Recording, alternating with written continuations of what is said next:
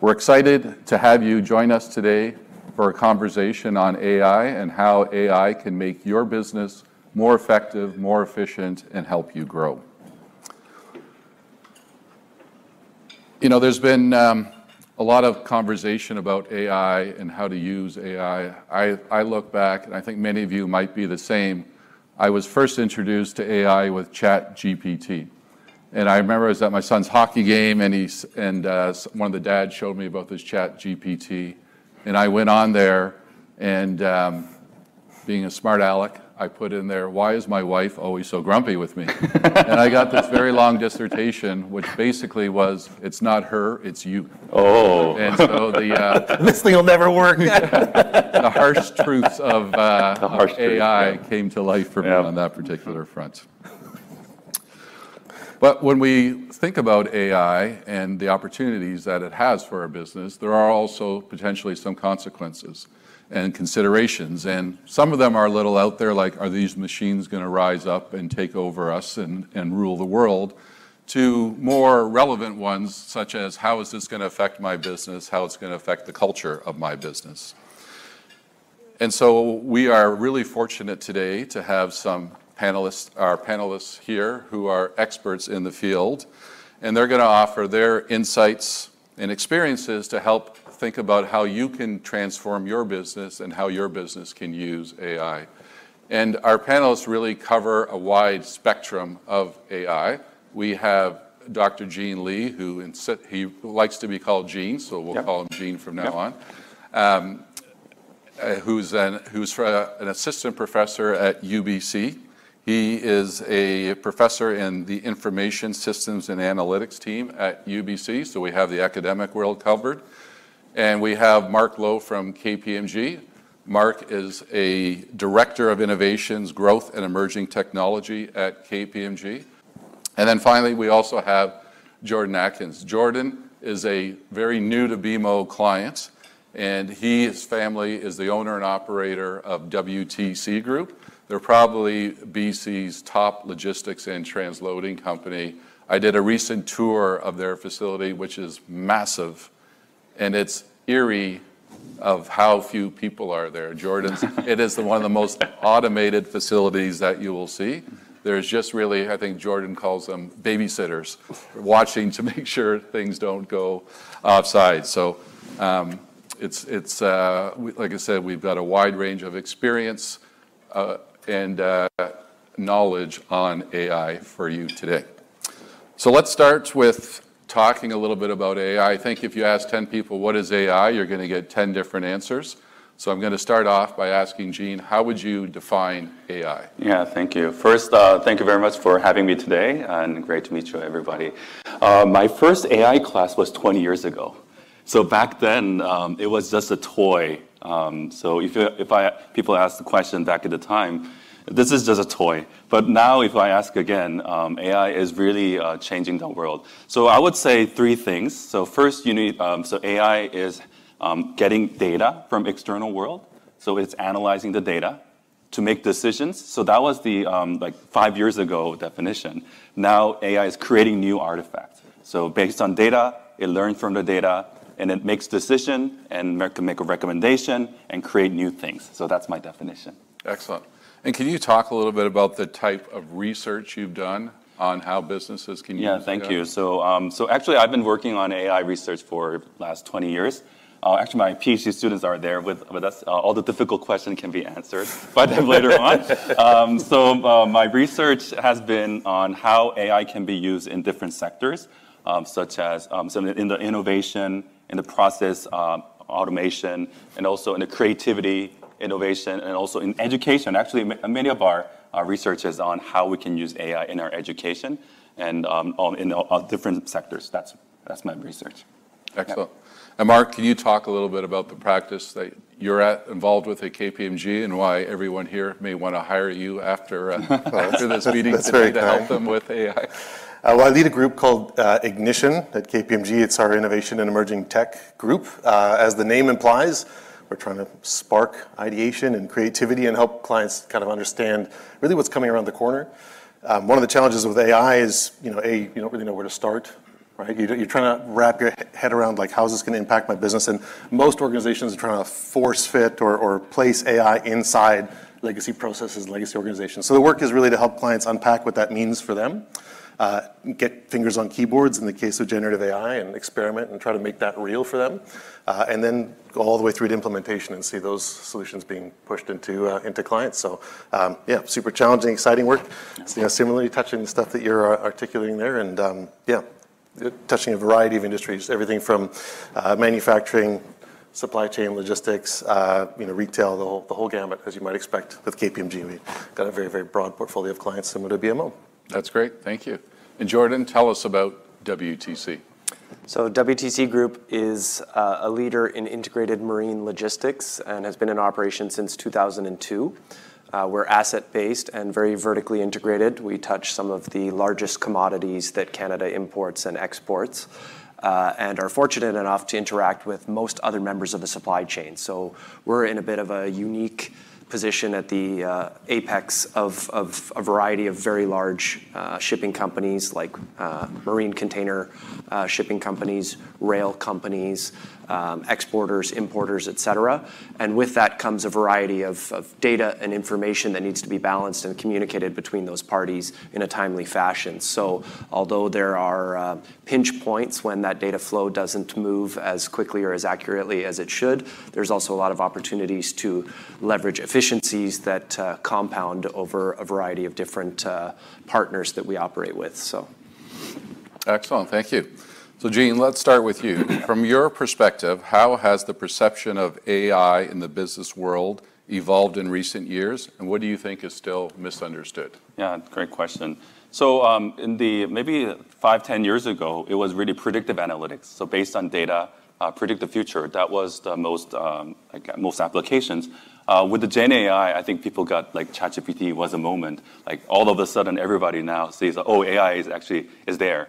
Actually, ChatGPT 3. I used ChatGPT 1 when it was when just starting. It was really like the kind of toy, as I mentioned before. But 3.5, it's trying to actually do something real. So people got suddenly so excited. Like if it's just use ChatGPT, everything is going to go well.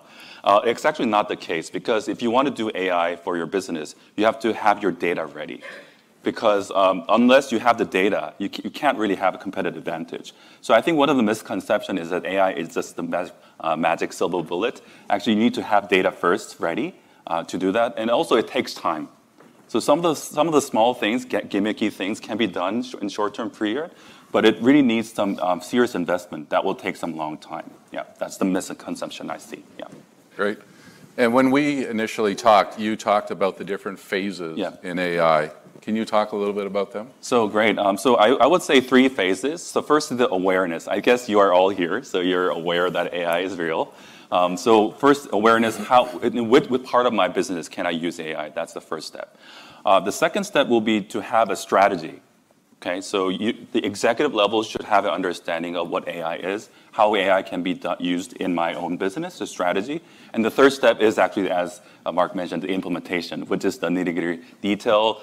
Devils are always in the detail. So I would say awareness, strategy, and implementation, 3 phases. Great. Okay, well, let's pull on that thread a little bit more, and we'll talk about the different stages. So let's talk about awareness. Jordan, what were some of the key business drivers or pain points that initially sparked your need to explore AI? Well, I think just to elaborate for a moment on Jean's point there, I think the data collection and the cleaning process or the normalization of that data set is one of the most important first steps of AI application, because we spent the better part of, I would say, the first 5 years of our digital transformation allocating most of our resources to understanding A, what data we should be collecting or could collect, and then B, trying to structure that in such a way that it made sense for those practical applications that you were trying to achieve. So on the high level, obviously there's predictive analytics, there's dynamic forecasting, there's seasonal log jams that you're trying to avoid on a shipping basis as a logistics company. And then you go down and zoom in a little bit, and you've got the microscopic improvements, say in the yard mapping or the manner in which that you handle containers or organize trucks coming into your facility that are going to alleviate some of those physical limitations of the terminals. So I think really at first we started with the small steps, trying to improve container handles per shipment, trying to reduce truck trips to the port, those sorts of things. And then as we got into it and realized how much more potential there was, those first small wins informed the next a few steps in our journey. Excellent. Marc, what are some of the other challenges that companies you support are trying to solve when they consider implementing AI? Well, I mean, on the assumption that they believe they should do it, which I think is still surprisingly, those conversations are very real. Like I think organizations trying to figure out, I'm going to spend X, and the mindset is, I want to spend X. It's got a pencil to Y benefit to create, Z bottom line, right? Some of those discussions are still challenging to frame, in a very, specific kind of a way. It's different than, I'm going to rip and replace my ERP, so I'm going to spend, X millions on SAP to put it inside my organization, but I understand how I can make that business case.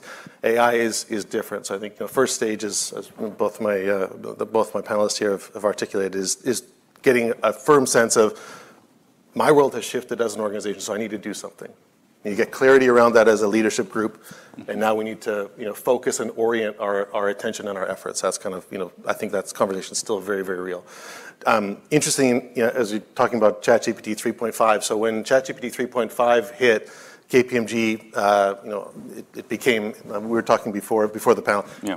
ChatGPT 3.5 came out, it kind of sucked the oxygen out of the room. It was like that became the point of focus, kind of across the board. And so we started polling Canadian organizations, just to understand who's doing what, how the rate of adoption, what are the use cases, that kind of stuff. So 3 years ago, the rate of adoption was extremely low across Canada. Like by the end of 2023, the adoption was like in the high 20s, basically across the board. In Canada now, we're up into the mid 70s. You'll be pleased to know, as a Vancouver audience, that we are slightly above Ontario. So if any of your Toronto colleagues are giving you a hard time, just tell them, hey, BC's actually ahead of the game. But what's great to see is that it's accelerating, so organizations are adopting it. But still, I say in that 70-something%, a lot of that is I'm doing Microsoft Copilot, I'm experimenting with ChatGPT. So we're not really driving massive sort of transformative change, right? So there's still some work to do there. Then, as Jean's articulated for sure, data is a huge one. The technology skills, as the technology improves, it's getting harder and harder to get those people inside your organization to build, and organizations are reluctant to be dependent on a KPMG or a third party. So there's all those elements. Those are for sure true. And then the last piece is, I think, just the organizational change around it. Like, at the end of the day, these are technologies that humans use, and humans are the sticking point in any adoption and any transformation. So it's that human element of getting your organization, the people inside your organization, along for that journey, getting those transformations to really stick. And then that's what ultimately creates your return or your value creation inside the business, is to get those tools embedded, change those workflows, and get your people to be really embracing it. And that's where you drive that transformative change. Yeah, we talked about that earlier. Changing potentially the culture of your business Big time. is a really important thing, and something to consider, because obviously it can have an impact given many people are resistant to technology change at times. Jean, for businesses that at this point haven't found a specific role that AI can play, where can they look within their operations to find areas that can benefit from AI? Right. So I just want to go back to the data. So whenever you have a lot of data sitting out there, I think that's the opportunity. Mm-hmm. And if the task is routine task that can be codified, that's repeated, that someone like your employees they don't want to do it, but it's a repeated task. That's the low-hanging fruit, I would say. Yeah. Excellent. Thank you.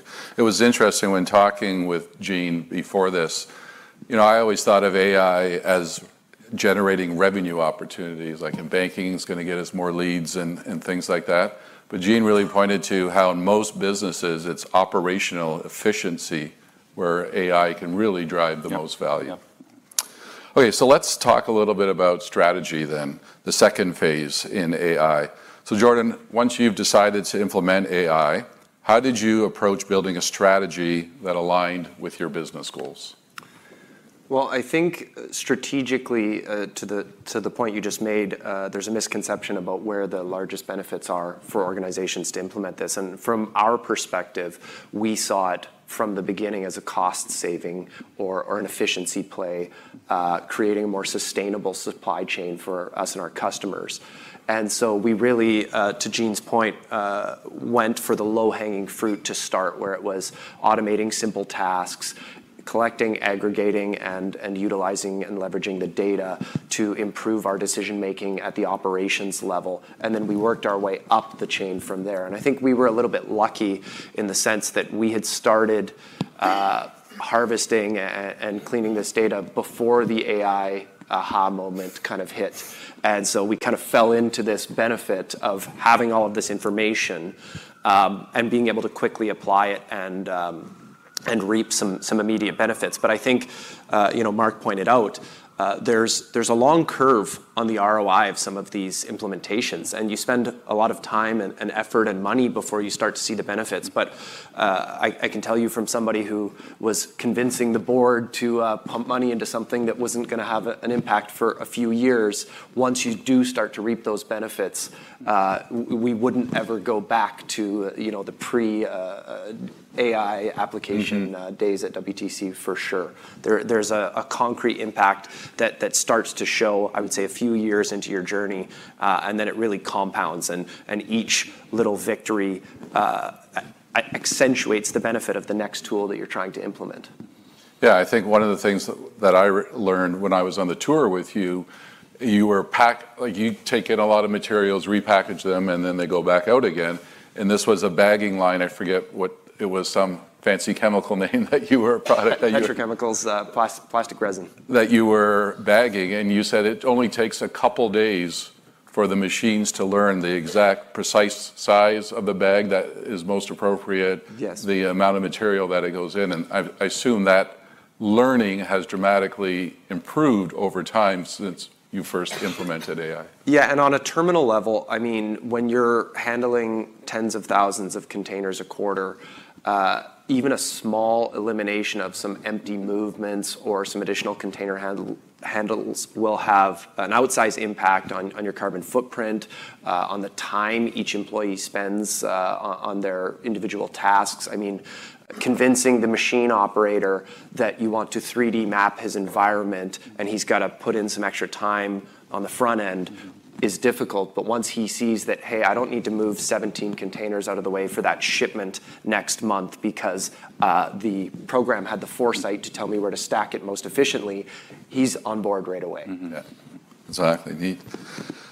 Marc, when you're talking strategy, who should be at the table? In a perfect world, which we never get, in a perfect world, it's a board and a C-suite conversation to start. I think that's what we're starting to see is those leadership groups really coming to the table saying, again, this is transformative. Now, what do we do about it? Certainly for the last 2 years, has been very heavily driven out of IT, which is probably not super surprising. Like drawing on some of the stuff that Jean's referencing, the availability of data and the people that maintain that infrastructure.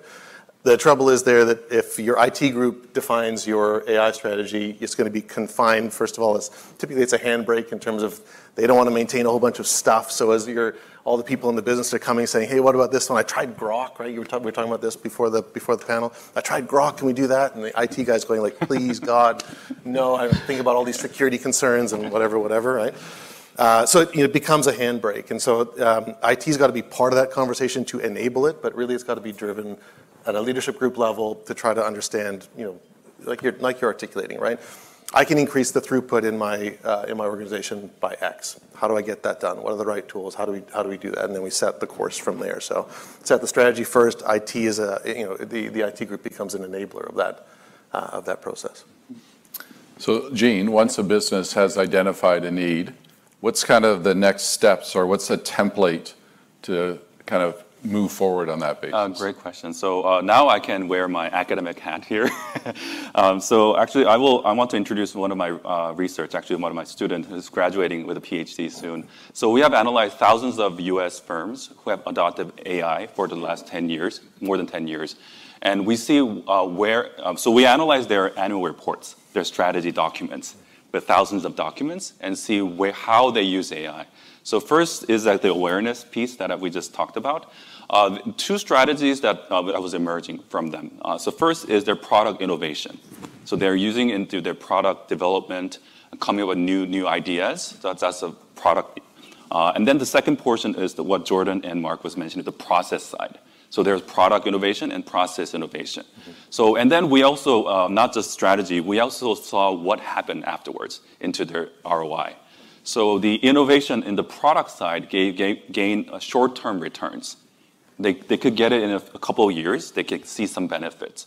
But what was interesting and surprising was that once you put it into your internal process, it took some time, as Marc and Jordan mentioned. It takes about 4 or 5 years to get realized. But once it's there, the ROI, the return is significant. So that's what we found from the academic research. Yeah.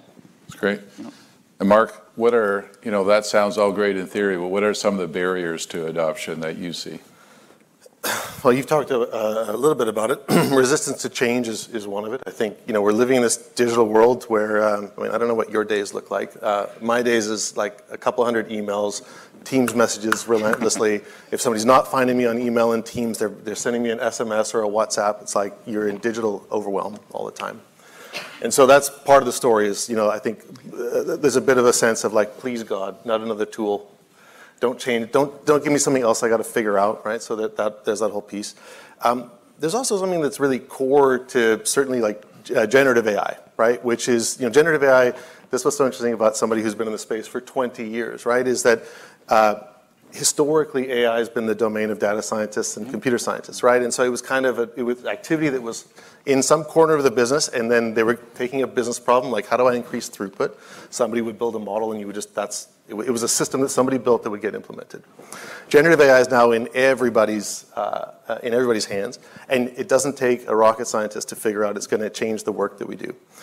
And the work that we do pays our mortgages, pays our school fees for our children, right? So there's something that's very core to what this technology implies that gives people that immediate like fight or flight response. And so that's again part of the story is how do you build up a safe environment for your teams to experiment with it? And this is the harder bit. If you unlock for knowledge work, and it's different I think there's also a contextual story here around the type of business that you operate. So if you operate something where your supply chain and your competitive advantage is your moat is that you own that asset, right? You're trying to optimize the use of that asset, or a mine or something. You're trying to pull more copper out of the ground. Cool, like easier kind of use case because you're not worried about somebody taking the mine away from you. You're trying to optimize those operations. In knowledge work, it is different. If you unlock, say, 15 to 20% utility inside your organizations, like KPMG did when we launched our GPT tools, the harder question for leadership is, what do you do with that 15 to 20%? And so that begets the question, coming back to strategy, of, great, okay, I'm 15 to 20% more efficient in my business. Is my business going to be twice as big revenue-wise or half as big headcount-wise? That's the fundamental question for this era. The thing that I really take kind of hope in and I get really excited about is if you look outside those windows, it's not as if the world is super rosy, right? There's lots of interesting problems to solve for. And being able to take these tools and really use them as levers for your organization, it opens up really interesting avenues for problems that you can solve for. That's how value gets created, and that's how legacy for the organizations in this room, that's what you can create. So I get really excited by that lens. But I think when you think about those initial conversations of, hey, we want to put generative AI inside the business, it's resistance to change. And we've talked about some of the things around accessibility of data, infrastructure, cost, and so on. I think those kind of, at this point, go without saying, so I won't rehash. And Gene, we've heard a lot of people talk about so far ROI. So the ROI of AI can be very positive and significant. But I think one of the terms we learned from the first Trump administration was unintended consequences. So what are some of the unintended consequences or things you need to think about in your organization as a result of some actions you're taking with AI? Yeah, great question. So I want to go back to what Marc is, the resistance to this adoption. Actually, people are worrying about their jobs. Like if we put this Gen AI tools, am I losing my job? In fact, many of the entry jobs are actually going away. Unfortunately, that's what we're seeing from the market. So I think AI has to be adopted in a responsible way, so that your workers are embracing this. And then actually, I'm doing a study on labor unions and then the impact on the AI. So the workers, if they feel secure about their position, they are more willing to adopt this AI tool. So I think for the executive perspectives, I think it has to be an enhancing tool instead of replacing tool. If you have that message well to your workers, I think there will be less resistance. Another unintended consequences is the cybersecurity and confidentiality issue. So data is your asset.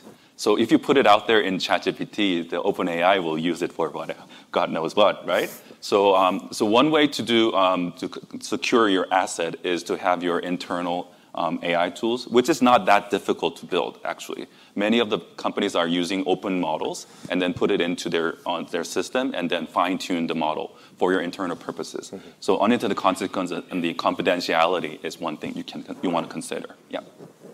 It was interesting when talking with Gene, he mentioned the union side of things, and you would think of companies with unions, it's more difficult to get the union to do anything different. It's always a battle. I think you said your research showed that AI actually works better in union environments because people feel more secure about their job. Right? It's a natural thing. If you're worried about losing your job, you're going to be resistant to this particular change. But given the union environment, they feel more comfortable with their jobs, and there's probably more proactivity in engaging the workers to say, hey, this is not a thing to get rid of you, and there's probably different cross-training, et cetera, to find them new roles, and that makes AI adoption more effective. Correct, yeah. So Marc, as you think about the strategy, what are some parts of the business that can't or shouldn't be changed? Difficult question. Yeah, it is a difficult question. On the generative AI front, I got to say, at this point, I would say there are no parts of the business that shouldn't be changed. I think there are parts of the business that are certainly harder to change, based on some of the stuff that we've talked about earlier. I'm going to take your question, I'm going to tweak it ever so slightly, which is to say, not so much about what shouldn't change, it's more a posture that we caution organizations not to take as a result of the capability. We were talking in the prep for the panel, which earlier when we were just having a chat, we were talking about AI and the game Go, AlphaGo, right? Yep. Imagine for a second you are playing online poker against AI. Why would you bother? Right? That market will be completely wiped out. We live in this sort of money ballification of business era, right? Where everybody's optimizing for the last couple of percent. And there's actually an interesting article that came out in the New York Times talking about how one of the challenges of baseball at the moment is it's super boring because everyone's driven by analytics, and you've taken some of the magic out of the game. Business, this is, I'm going to get on my soapbox for just a second. Business is not just the creation of shareholder value. Shareholder value is the result of a fantastic customer experience done at scale. Humans, we moved from a hunting, type of society. Anthropologists try to figure out, why do we go from hunters to farmers? There's got to be an answer that's better than, well, vegetables don't move around as much, right? We could do something as a society that was different when we came together and we created value in a different way, right? We created systems of money and systems of politics around that to govern it, and business is kind of an extension of that whole story. I think the trap of the AI era is the money ballification of business, and that everything becomes kind of milquetoast. It's like a Where's Waldo of my brand. because everybody's got the tools, so everybody can do a million iterations of your SEO, a million iterations of your pay-per-click campaign. You can spin up a million product images to put in the market, and at the end of the day, if everybody's doing that, nobody's differentiated. And so I think that the trick is, how do you figure out how to use these tools to elevate the people inside your business and lean into the uniquely human characteristics that only humans can bring forward? That will be the differentiating factor. I know Twitter's kind of out of vogue, but the reason that the blue tick on Twitter was valuable is because you were saying, well, this is a real human who's doing something. It's actually Marc who's commenting, and that had value. And I think that that's actually where the pendulum will shift the other way, which is that we figure out how to use the tools in a way that amplify our human voices and really bring the core of our brands to the fore. So that's really where I think we shouldn't change is do the things that made your organizations great. Just do it at scale, amplify it. That's really what will allow you to succeed in Sarah.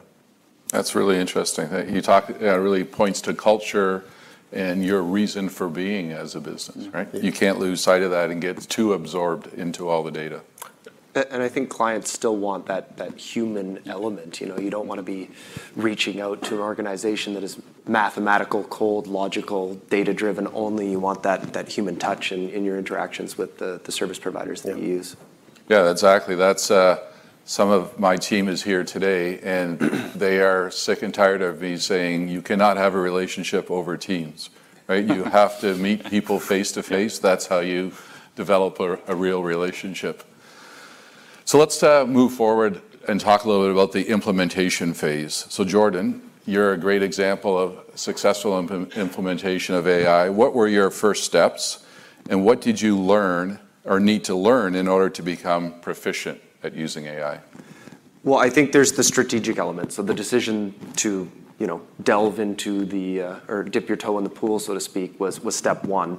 I think there's a communication aspect as well, which I'll touch on a bit later. But really, I think the first step for the implementation, once that decision was made and everybody was on board, is the data side of things. I mean, if you don't have clean, good data, garbage in, garbage out. And AI doesn't fix that. You need to train these models on good data. And to Jean's point, there is that concern around security and privacy. We've actually taken some of our modeling in-house, and it's quite effective when you take these open models and you apply them to internal data, on your own rigs, doing your own calculations. Also removes a little bit of latency, so we actually get quicker responses when we're making those calculations in-house. I mean, there's a reason that the Tesla autopilot is calculated on board the car in case the internet connection lags, you don't crash into the barrier on the highway. There's not such a security necessitation on our side, because really this is about predictive flows and directing traffic, not actually driving machines yet. But I think that really that data piece is of core importance, and it takes the most time to get right. We spent a lot of years playing tug of war between the engineering team, the data analytics team, the R&D team, talking about how we were going to structure this, what was going to be the most valuable, what metrics were really the fat that you could trim from certain situations, et cetera. So I think having that solid base upon which to apply the AI to then leverage into your KPIs or whatever goals you've set as an organization is the very first and most important step that you got to get right from the beginning. So I've heard a lot of you, or all three of you, talk about good data. Can maybe one of you just take that and run with a little bit? Like, what is good data versus bad data, and how do you make your data good? No, this is you all day. Well, so there are two types of data. I'm going to use some technical terms here. There are structured data. These are your Excel spreadsheets. These are numbers that you can get. So you use like SQL and different databases to collect those. It has to be well defined. Like, these are the things I'm going after. And then there's also unstructured data. These are textual, image, and video data. Like, a lot of hypes are going on in there. These are difficult to manage, actually. It's larger data sets. It needs a bit more technicality, but it's possible. So these are the good data. The good data set is actually, you need to have a good question first. So what am I going after? And then you start collecting data. If you just start collecting data, and then later you realize, oh, okay, I forgot to do this. So I think before you start collecting data, you have a good question. What is your question?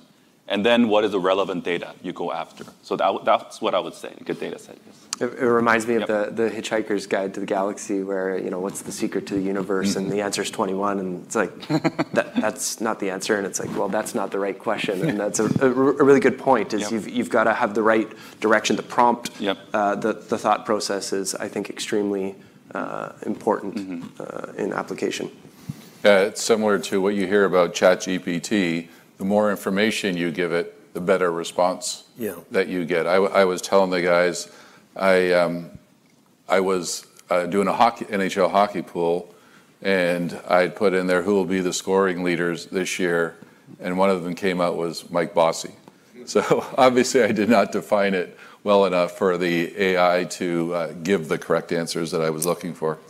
And I did not win my hockey pool. Not with Mike Bossy. Was not able to figure it out. May I just jump on the question just for 1 second there, which is just, I'll give you a small anecdote, just going back to this idea of when IT leads the conversation, or the dynamic between, excuse me, leaders in IT. So working with a real estate organization here in Vancouver, and we're talking about exactly this, right? Where does the data sit? How, what's the quality of it, et cetera? And it's all the stuff that Gene's describing there. A mix of structured and unstructured data. And the IT guy says, well, it's all in SharePoint, right? There's it's frustrated, and I don't know if there's any IT people in the room, but this is a very IT kind of point. It's it's there, just, why is this so hard, was kind of like the thing, because he'd spent all these years getting the SharePoint implementation up, and no, but nobody's tagging data the right way. It's all in different folders. It's on their personal hard drive. They think it's SharePoint, and the IT guy's freaking out. Leadership's going, it shouldn't be this hard. Right, and so it's those dynamics, of the human dynamics of, so first is understanding what's the quality of your data, where does it sit, and so on, and then there's the human element of actually driving process change around, and I'm actually as an AI person at KPMG, I'm terrible with this, so a whole bunch of PowerPoints and stuff sit on my personal drive, and drives my people crazy. It's exactly that. It's the human change of we do things a particular way, and so you need to build some of that organizational muscle as well to categorize stuff effectively. It's metadata tagging. It's all that kind of stuff that will ultimately drive the systems. I'm talking specifically about knowledge work, not so much about looking at pure operational data. So just delving into that a little deeper, what skills or capabilities should business leaders be building internally to prepare their teams for an AI-enabled future? That for me. First and foremost, I think curiosity. We see it all the time. If you are talking to your CEO, I think I'm largely talking to a room of sort of CEOs here, right? But if your people are talking to you and they're talking about some tool and they're looking at you and you're not the one that's actually at the front of the bus, that comes through super, super quickly, right? So, the first imperative is encouragement for everybody. Is if you're not really driving the tools, and there's kind of two ways to drive those use of those tools. Talking now about sort of generative AI specifically. One is the kind of just make it work type of attitude, which is I don't want to go and sift through a bunch of models. I just want the answer. Who's going to lead? Who's going to win my hockey pool? And then there's the kind of make it really good, which is I really deeply understand the process I'm trying to drive, the question I'm trying to ask, and how do I get value from this tool. And as leaders in the business, you have to be in those tools and proficient and really sort of driving that change. That begets the kind of the curiosity inside the organization. The leadership is seen to be doing those things, and that's what really kind of rallies people around it. So the first, I think, is definitely curiosity, creating that culture of curiosity, interaction, experimentation. Make it safe for people to experiment and fail. Make it safe for people to bring ideas to the table. We talked about Grok as we were in preparation for the panel, right? So there's this whole universe of tools. Encourage your team members to get out and experiment with the tools, bring those ideas forward, and create, it doesn't have to be a formal center of excellence, right? It's a very consulting term, but just a culture whereby you are proliferating knowledge inside your organization. There was a really interesting memo by Toby Lutke, who's the CEO of Shopify. It's a tiny Canadian company you might have heard of. And he sent out an internal memo, which subsequently got leaked. He said, okay, well, I'm going to get out in front of this, and here's my commentary on what the memo was. And the memo, if you haven't read it, I highly encourage you to read it. I think it's kind of a 9-point view of how AI is going to change Shopify. And what's really interesting is that the top of the house at Shopify is saying, first of all, we're an AI-first organization from today. So everything that we do is going to be with an AI-first lens. If you come to me and say, Toby, I need headcount for this project, the next question I'm going to give you is, can AI do it? Can AI do it, right? And your responsibility, everybody's responsibility, is to go out, learn something, and bring that knowledge back to the organization and proliferate it to your teammates so that it creates from the top of the house all the way through the organization this culture of experimentation, learning, knowledge proliferation. That's what creates an organization that's able to transform from something legacy to this new kind of AI era. The organizations that are building AI first are the ones that are not constrained by the things that the organizations that we've already built, right? And so they're thinking about that from first principles and saying, well, do I need to build an organization that's thousands of people deep? No, I don't actually, because I can leverage tools here and there and build workflows and so on. If I built a port from day one, right? Would I staff it with people, or would I do it with largely with machines? So that's a different kind of discussion. But anyway, top of the house. Experimentation, make it safe for people to fail, encourage people to go out, experiment, bring that knowledge back, and then turn that into a virtuous cycle where your organization can transform. I think there were two really important points there. The first being that the constraints of the existing ecosystem, where the new mover has the advantage in the implementation of a lot of these tools because they're building it from zero. And we had a very similar experience internally where we were trying to convert a legacy system piece by piece, module by module, and eventually, after many months of frustrating setbacks, we said, let's leave 1.0 as is, and let's build 2.0 from the ground up with no preconceived notions about how we were going to structure anything. If we had to map this perfectly from zero today, how would we do it? And that was really important. And the second piece that you touched on that I wholeheartedly agree with is you've got to be in the process. And I had the fortunate advantage of having grown up in this business and had a really intimate knowledge of most of the divisions of the company that we were trying to apply this to. Now, I was by no means an AI expert. Our data scientists and engineers are light years ahead of me in terms of application knowledge, but I knew the processes and I knew what I wanted the outcome to be with the implementation of these tools. And that was a big advantage, I think, for our organization to have that cohesiveness between the leadership and the implementation teams. Absolutely. Look, job number one of any digital transformation is don't optimize a process that shouldn't exist in the first place. Right, so that's the trap of we went cloud and then we went mobile, and it's like, oh great, okay, cool. Now we can do the same crappy thing we always done, but we'll do it digitally. Let's not do that. And AI is that on steroids, right? Because you can, if you're pointing in the wrong direction, if you're asking the wrong question, you're just moving faster in the wrong direction. So yeah, point number one is figure out how to, from first principles, what should it look like? And the technology is actually the second part of that discussion, right? Which is what's the right way to get to the destination that we've agreed we want to get to.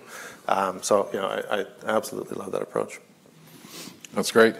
Jordan, so we talked about the changes you did in your organization. How did you communicate your implementation strategy to your organization, and how did you handle that whole change management process? Well, we've been digital forward for a little more than a decade. We built our own in-house logistics platform called Ship Simple that interacts with our customers as well as our partners in terms of information exchange and communication, as well as our employees. So we had to get buy-in pretty early from people who were well entrenched in decades-old processes that didn't want to digitize or automate certain systems. And really, I think step one was this is, to Gene's point, enhancement, not replacement. You're not going to lose your job to the tablet application that we're implementing here. This is actually going to make your life easier. And my example earlier about the machine operator who now has to do less work or is less pressed for time because he's got better information available to him, or when there's a shift changeover between one operator to another, there's a seamless transfer of knowledge from that first operator to the second operator. So we really needed to make sure that the messaging was friendly, safe, et cetera. And then once they started to see the incremental benefits, really the front line now is the driver of the application improvements. I mean, we've got people coming to us left, right, and center. We actually had to create a system for new feature requests where we prioritize them, because the logistics teams and the operations teams are the ones now that are saying, hey, do you think we could apply this type of a feature? And to Marc's point about bringing knowledge back to the organization, I've got people who are now, researching how AI tools can be applied to things. And you've got a guy that, is supposed to be in charge of your customs documentation saying, hey, we could apply these sorts of, solutions to this process. So I think it kind of snowballs once you get the buy-in from the entire team. Yeah, that's a great example of, initially you start with fear, and then when you can get them across to adoption, how it just, as you said, snowballs and just drives the organization forward. Jean, can you talk about some of the differences between implementing an AI strategy for process improvements versus R&D product improvement? Wow, it's an academic question.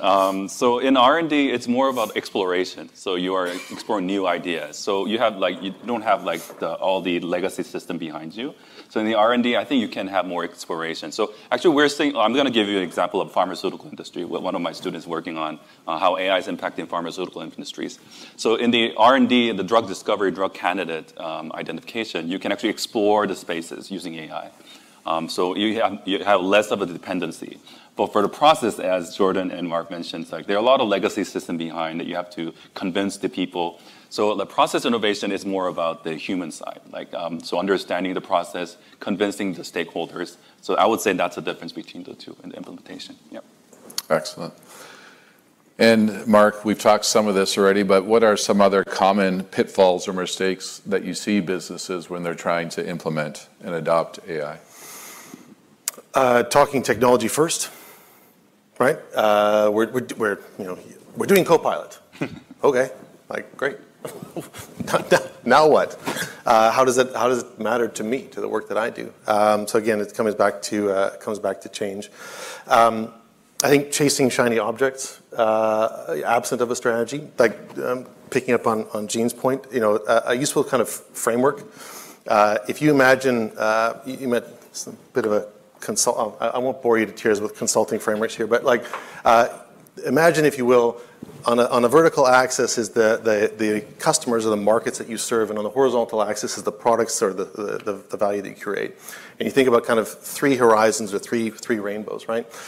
In the very, very corner of that is the operational kind of improvement sort of stuff. That's great, Copilot makes me faster at drafting an email or getting a Word document or whatever.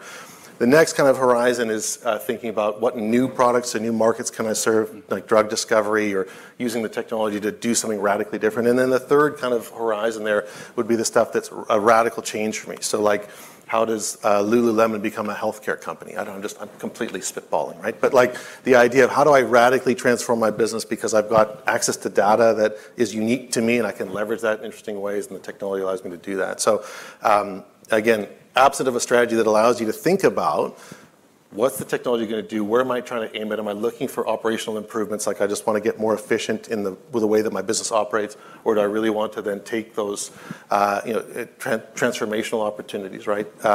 You're kind of just wandering in the woods a little bit. You're hoping that you're going to sprinkle some Gen AI inside your organization, and somehow you're going to get struck by lightning. It's going to be awesome. We're going to transform it. And so I think it's coming back to the idea of orienting where the organization is going to trying to get to, trying to articulate the scope and scale and pace of the change that's going to impact your organization, and then bringing your people along for that journey, as we've talked about. So Jordan, when you were implementing your strategy, was there anything that surprised you about the process, or key learnings you obtained from that process that you applied in future times? Well, I think one of the important pieces, to Marc's point there, is you got to separate the hype from what's real. So you got to set some realistic low-hanging fruit goals, as Jean mentioned, and then you've got to work your way step by step. I don't think waiting for the perfect system to try to implement everything all at once is the right approach with some of these solutions. You've got to take those baby steps. They will inform, based on victories, losses, et cetera, the next path that you go down. So you've got to have that overall vision, but really implement in a staged manner. I think that would be one lesson. I think the messaging within and outside of your organization is also extremely important. We've touched on that, but in our business, it's pretty easy to sell this externally. You've got sustainability, you've got reducing carbon footprint, you've got efficiency, you've got increase in throughput. These are all things that customers and partners love to hear. I think that messaging internally early was extremely important within the organization to get buy-in and make sure implementation was as smooth as possible. Excellent. And then, Marc, can you walk us through a real-life example where AI delivered measurable ROI for a business? Yeah, many. Customer service is one where we're seeing big uptake. And again, I think it's interesting kind of anecdote on a couple of fronts. So the use of generative AI to answer a customer query, to direct it in the right way. For some of those systems are not new. I mean, certainly speaking to a bank, you guys have been on the fore of those, right? But those systems have radically improved. The voice technologies have radically improved. It's understanding intention so much better, and it's actually able to then, not only direct it in the right way, but coach your staff up on that. So lots of implementations in that space. Working with a health food manufacturer here in Vancouver. One of the interesting things there was the first thing they wanted to solve for was they were getting a big volume of inquiries from clients saying like, what are the ingredients in, like a typical call would be like, what are the ingredients in this product, right? I'm allergic to shellfish or whatever. And so the customer service agents were answering these phone calls and emails. And because the product was changing, you had this constant challenge of coming back to data quality of like, which product, am I got the right one? Is it the 2024 product sheet? No, it's the 2022 and all the ingredients have changed, whatever. So there's all this actually angst inside the team, right? Of like, am I giving the right information? And actually in that case can be like health critical, right? So step number one, arm them with better information. Step number two is how do you transform a customer service inquiry into a sales opportunity? So how do you turn what used to be a cost center for your business into a potential revenue generating business? And most importantly, point number three is how do you create brand loyalty as a result of that interaction? There's nothing, and I think you talked about it, nothing more irritating than when you call to get a human on the phone and you get, I'm sorry, I didn't understand that. How do I direct your call? I'm embarrassed to say at a BMO event, I don't bank with BMO, I bank with one of your competitors, and their systems drive me crazy. It's a good opportunity. How is that right? I'm sure BMO is way, way better than the competition, right? I'm on the phone going, agent, human agent, right? Just get me in front of a human. And so part of the system build was, again, going back to don't optimize a process that shouldn't exist, is what's the actual interaction you're trying to drive? How can Gen AI be an enabler of a better customer interaction, so to serve up better information to those customers? How can it change the skill set of that team to be a value generator for the business? And how can you use that interaction to drive brand loyalty? That journey is like super transformative, right? It's really mind-blowing for organizations when they figure out, Jordan talked about it earlier, right? How do you put a win on the board? So how do I make somebody's life better? There are people that are showing up at 8:30 a.m. Monday morning and they're answering phone calls. How do I make their job more enjoyable? Point number one. Point number two is how do I drive more value for my organization? And point number three then is how do I transform that customer who was calling with a complaint, like I call when I call my bank, right? Get me an agent. How do I turn that conversation into something that drives brand loyalty for me as a customer? So those are some of the really exciting things that are coming. Strictly on the ROI number, the ability to reduce the volume of inbound calls that got to the human, we knocked that down by over 30%. So just the time savings of that team that was just fielding calls, the volume of that was reduced by 30%. So coming back to like the idea of just, that's a throughput discussion, right? How do I make that group more efficient? And then what value can I create? Because I give them a different set of tools.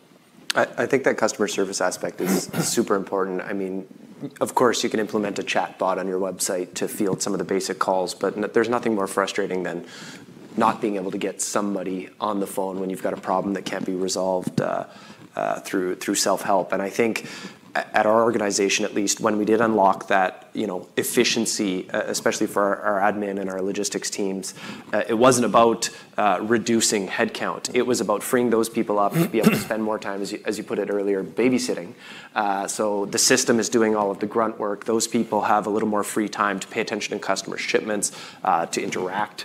So when you're calling, you're not getting somebody that's busy fielding, 250 emails all day because the system is handling a lot of that traffic. So I think there's an opportunity to keep the human element in the customer service by leveraging AI to maybe take away some of the grunt tasks. I'm sure in that health company example you gave, you're arming that customer service agent with the information, but you've still got a human there to talk to, which is, I think, a lot of people kind of think that the robot's going to replace customer service, and it may one day, but I don't think we're there yet, and I think people still want that human connection.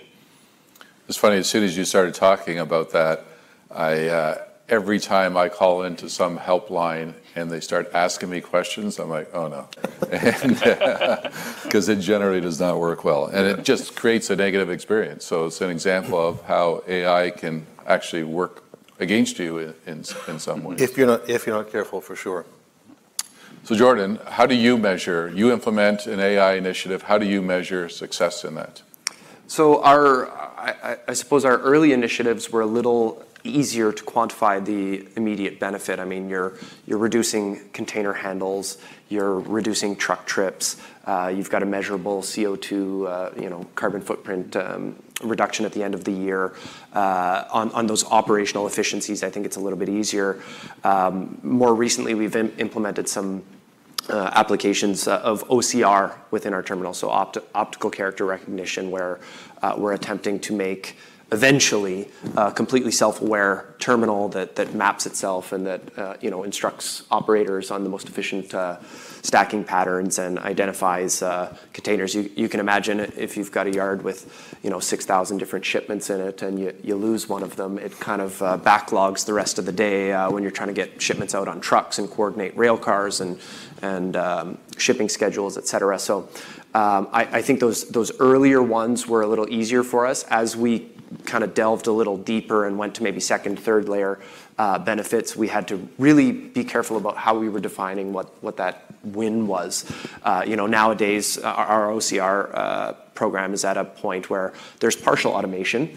It's not fully automated by any means, and we're tracking now how many human overrides there are to the system-generated information. So that's one place where we're measuring, in static container positions when we're loading them at certain handling systems, we're at a 95% success rate on the system-generated information, whereas in more dynamic environments, trucks rolling by or stackers placing containers, we're at a 45% success rate. And year over year, you're just trying to improve those percentages because eventually you're going to get close enough to perfect that it's operating at a level more proficient than humans. But the idea is that eventually this dynamic, ever-changing organism that is a terminal is just a little bit more efficient and a little bit more automated in the planning sense.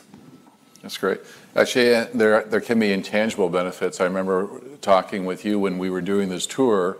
You had actually one process left where someone was moving material by hand. They had to toss some bags, and you were working on eliminating that. And it wasn't about eliminating the job. You're talking about you can only do that job for so long before your body breaks down. Yeah. So you think somebody's lost a job, but you've actually kind of saved them from having their body completely deteriorate and not be able to function well. Absolutely. Later in life. Yeah, absolutely.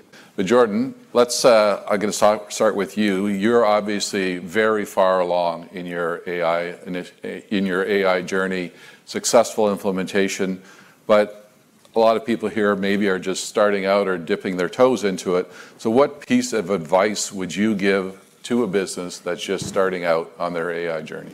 Well, I'll respond a little bit to the spirit of your question there, I suppose the AI journey is a little bit like learning in general, where the further along you get, the more you realize there is still yet to come. So we don't feel very deep in the journey at this point, but we have successfully launched quite a few initiatives. And I think that really goes to the point of what I made earlier, is not to wait for the perfect complete ecosystem before trying to extract some wins here. Go for those small initiatives. Start with a very targeted pinch point within your organization, and try to figure out how you can apply some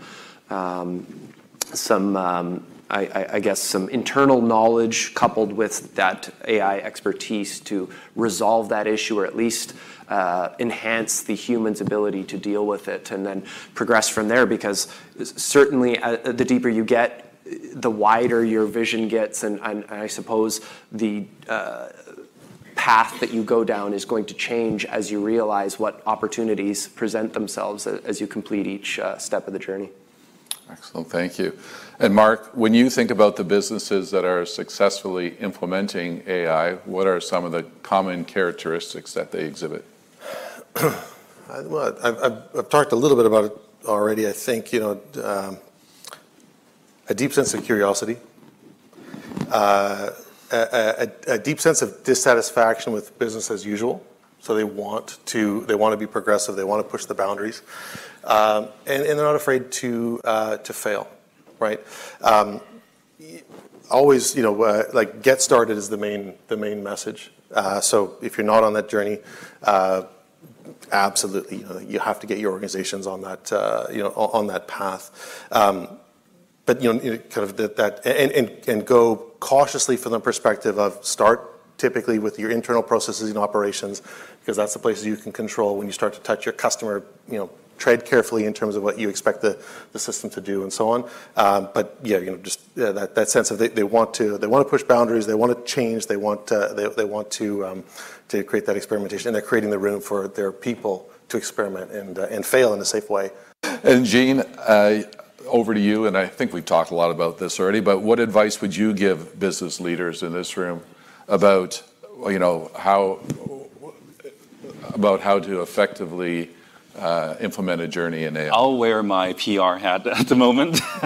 So at UBC Sauder School, we are building a good curriculum across the board, from the undergrad students who are understanding technology and the business together, to the MBAs who understand technology and business together. They are actually implementing Gen AI into their curriculum. And we also have executive education. So if you have a need on reskilling, maybe your executive wants to have more understanding of AI strategy, come to us. So we may be able to help you on the education side. So that's what I want to, a piece of advice and also /PR here. I want to say thank you very much to all of you. This has been a really interesting discussion. What really struck me, if I look in summary here, is AI seems like this scary concept that people are not quite sure about, but to me it's no different than any other business process or a successful business mantra, which is you have to have a clear strategy, you have to define what you want to do, and then you have to bring your employees along on that journey. AI is not about getting rid of your employees, it's about making them do more efficient and better tasks that's going to grow your business at the end of the day. So it's something that I know Jean has been studying this for 20 years, but it feels like we're still early in the journey of AI. But it's something that I think every business needs to get on board with. And it'll be really interesting to see how this journey evolves over time. And I look forward to our panel in a couple of years when we revisit this. And I'm sure the experience of all of you will be greatly enhanced, and the field and the way it's moving and emerging will be changing rapidly. So thank you again very much for all of you for joining us. On your way out, if you could just say thank you to Marissa on this side and Mani over here. They are the ones that organized and did everything. We were just told to show up and wear a nice suit. So thank all of them, and appreciate again all of you joining us today. Thank you.